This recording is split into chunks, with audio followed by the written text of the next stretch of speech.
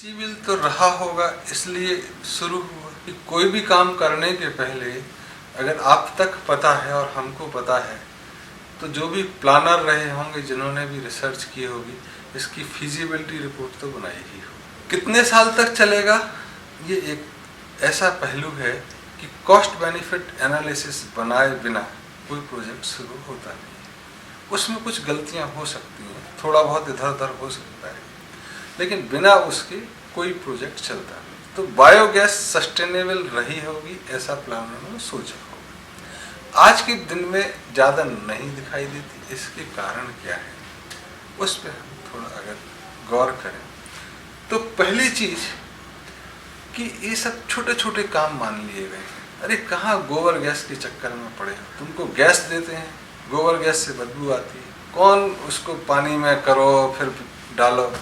एक LPG cylinder लाओ, 6 महीने गैस बनाओ, 2 महीने लकड़ी है, लकड़ी से बनाओ, कहाँ गैस की पाइपलाइन। तो जो चीज़ आसान हो सकती थी उसको कठिन दिखा के आपने छोड़ दिया।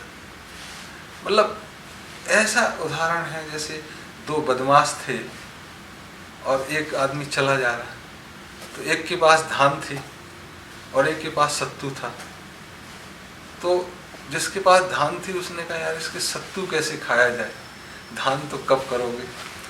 तो बोला धान क्या बेचारी, कूटो खा जाओ, गरीब सी चीज़ है, और सत्तू का तो मन बनाओ फिर घोलो फिर खाओ, कठिन काम है।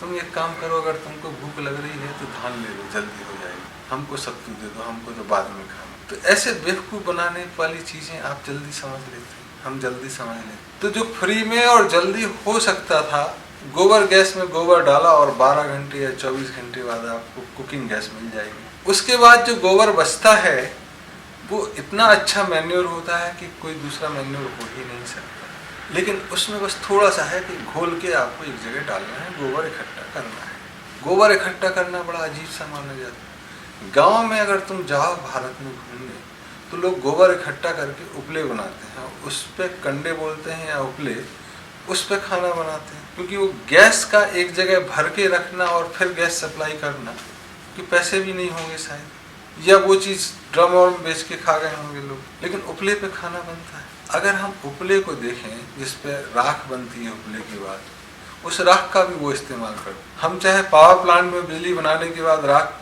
समस्या माने, लेकिन गाँव में उपले की राख बर्तन मांजने के काम आती है। उपले के पहले अगर हम करके दिखाएं कि भाई उपले से ज़्यादा गोबर गैस प्लांट में जो गैस बनेगी उससे हाथ भी कम गंदे होंगे, धुआं भी कम आएगा और ईंधन भी साफ मिलेगा। लेकिन जो हमारी एक लगातार जो प्रवृत्ति करने की है वो कम है। आध्यात्मिक में कहते हैं कि जैसे ब्रह्मा ओरिजिनेटर है, पैदा करने वाले, विष्णु चलाने वाले, और शिव डिस्ट्रॉय करने वाले या प्यार करने वाले। तो जो विष्णु तत्व है वो कई इलाकों में कमी हो गई है कि रोज वही काम करना, कौन करे, आलस। लेकिन जीवन तो तभी चलता है कि रोज वही काम करो, नहीं तो जीवन कैसे चलेगा। हो सकता है कि 25 साल गोबर गैस प्लांट चलाने के बाद कुछ चीज़ों में जंग लग जाए, जैसे शरीर में भी जंग लगती है, लेकिन अपनी लाइफ पूरी करेगा। आप उस पर भरोसा ही नहीं करो, 4 दिन में बंद कर दो, तो आदमी भी मर जाता, गोबर गैस प्लांट में।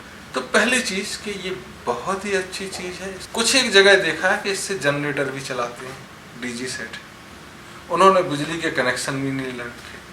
तो गांव में जो हम डिस्ट्रीब्यूटेड प्रोडक्शन सेंटर की बात करते हैं, वहाँ गोबर गैस प्लांट लगाया जा सकता। गोबर गैस का जो एक्सटेंशन है उसमें आप गन्ने का या पत्तियां भी डाल के बनाई जा सकती। और चाइना में तो सुनते थे कि एक पूर्व काल में जो शहर का सीवरेज है उससे भी गैस बनाते थे। ओपन में दिल्ली के ओखला जैसे बर्बाद नहीं करते थे और पूरे इलाके में बदबू फैलाना।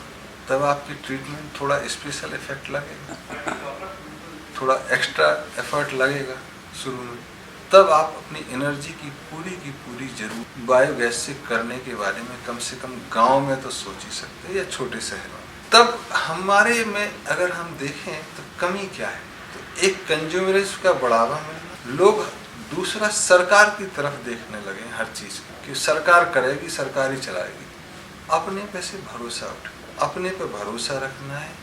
समाज जो गायब हो गया है उसको अगर सुदृढ़ करें तो एक कोऑपरेटिव या सामाजिक गतिविधि हो कि भाई हम चलाएं, तब जाके ये चीजें चलें। तो गांव को आधुनिक बनाने की जरूरत अर्बन इम्यूनिटी देने से नहीं बनेगी, गांव को ही स्वयं सशक्त बनाने से। गैस कनेक्शन देने से गांव अर्बन इम्यूनिटी जैसे गांव शहर नहीं हो जाएगा, बजाय गोबर गैस प्लांट लगाने से खुद समर्थ हो जाए उसकी। तीसरी चीज, गांव में जो कई गांवों में हालत है कि लोग एक दूसरे से जाति प्रथा या कास्ट क्रीड में अंतर करते हैं। इसलिए अगर तुम देखो कि कोई समाज में 100 व्यक्ति हैं और आप 25 को या 50 को एक किनारे करते हो तो उसका डेवलपमेंट कैसे हो? जैसे कुछ समाज हैं वो महिलाओं को कुछ समझते ही नहीं, तो उनकी एफिशिएंसी 50% तो वैसे ही हो गई। अगर ऐसे ही समाज में कुछ अगड़े और कुछ पिछड़ों को भी अलग कर लें तो महिलाएं 50% बाहर हो गई, पिछड़े 25% और बाहर हो गए, तो 25% लोग क्या कर लोगे? तो एक सामूहिक शक्ति जो शहरों में कई बार देखने को मिलती है, जहाँ छुआछूत नहीं है, जहाँ स्त्री व पुरुषों में भेद कम है, वहाँ विकास ज़्यादा दिखाई देता। तो गांव में जब एनर्जी की हम बात करें तो हमको ये भी बात करना होगा कि कोई भी दबाव एक तो उछल के दूसरी तरफ से आता है। Any suppression become obsession and any suppression is counter to the progression और inversely propose to the progress. ये चीज़ें जरूरी है। तो आपने बहुत अच्छा पूछा कि फेल्योर है या फीजिबल नहीं है। तो फीजिबल है, कुछ जगह हम फेल हुए हैं, हमको फिर से इसको बड़े पैमाने पर करने के लिए बात करना चाहिए। इसमें एक चीज़ और है जो गायों और दूध देने वाली प्रजातियों से हो गई है, वहाँ भी कंज्यूमर्स के जब तक दूध देंगे तब तक उनको पालेंगे, फिर बाद में खा जाएंगे या छोड़ देंगे मरने के लिए। ऐसे में अगर देखें तो हम उपयोगवादी संस्कृति के समर्थक नहीं और मुझे अच्छी भी नहीं, लेकिन तब भी देखे जाए कि जो भी प्राणी जगत में है, चाहे इंसान है, जब तक वो जीता है जितना वो लेता है उतना तो देने की सामर्थ्य उसकी हमेशा रहती है। तो गायें भैंस अगर दूध नहीं भी दे रही हैं तो जो घास खा रही हैं और गोबर दे रही हैं, उससे जो ऊर्जा मिलेगी, उससे जो उर्वरक मिलेगा, वो उसके चारा खाने से या उसका जो खर्चा है उससे कहीं ज़्यादा ही। तब हमें एक सामूहिक दृष्टि, मानवीय दृष्टि का ज़्यादा ढकोसला ना करते हुए एक सामूहिकता दिखानी पड़ेगी, जहाँ प्राणी जगत को भी हम अपनी सामूहिकता दे सकें। तब गोबर गैस या बायोगैस एक बहुत अच्छी